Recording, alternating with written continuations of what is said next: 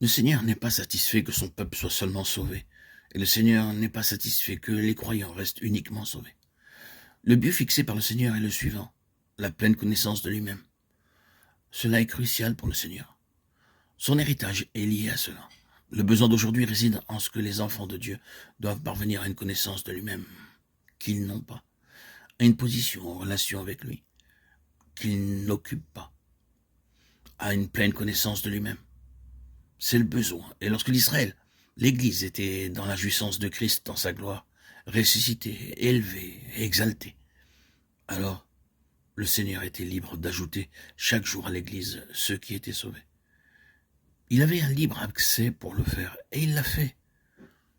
On se demandait si, de nos jours, il n'est pas sans danger pour le Seigneur de faire la même chose de manière systématique, d'ajouter ceux qui viennent d'être sauvés à ce qui existe, s'il ne se trouve pas très largement perdant.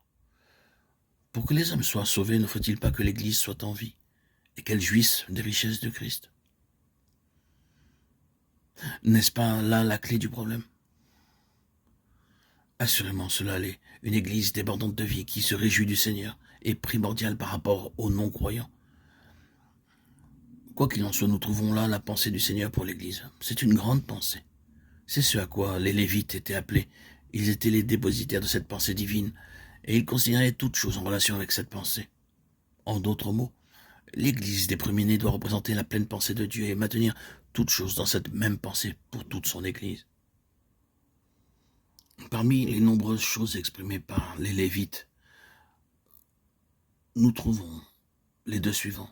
Ils manifestent premièrement le dessein de Dieu quant à la plénitude pour son peuple, et deuxièmement, la nature du service spirituel.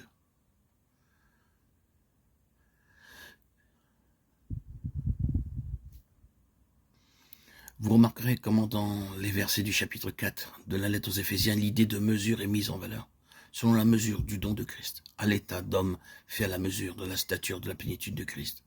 Nous croîtrons à tout égard en celui qui est le chef Christ, produit selon l'opération de chaque partie dans sa mesure, l'accroissement du corps pour l'édification de lui-même en amour. Et dans Colossiens 2,19, croît de l'accroissement de Dieu. N'existe-t-il trois moyens par lesquels les Lévites manifestent le dessein de Dieu en ce qui concerne la plénitude pour son peuple? Nous avons vu que le Seigneur a réclamé tous les premiers-nés en Israël. Et nous avons dit que le jour où il frappa tous les premiers-nés du pays d'Égypte, il prit pour lui-même tous les premiers-nés d'Israël, et puis plus tard il substitua la tribu de Lévi aux premiers-nés d'Israël. Ainsi, l'entière tribu de Lévi devint représentative de toute la maison d'Israël, et en type, elle devint l'église des premiers-nés, à laquelle se réfère l'apôtre dans le chapitre 12 de la lettre aux Hébreux.